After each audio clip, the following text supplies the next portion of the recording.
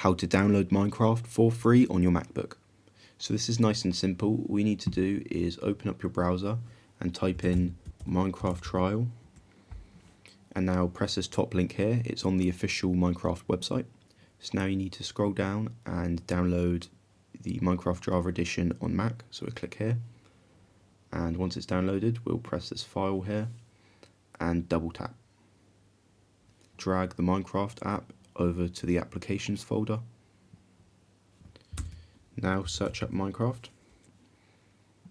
and let it download. Okay, now it's downloaded, you need to add an account or sign into an existing. And now you need to sign into a Microsoft account that hasn't played Minecraft before. If you haven't got one, you can create one here.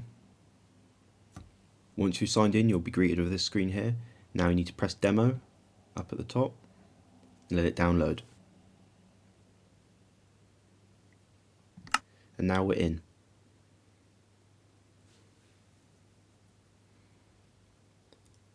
So now we can play Minecraft for free on a MacBook.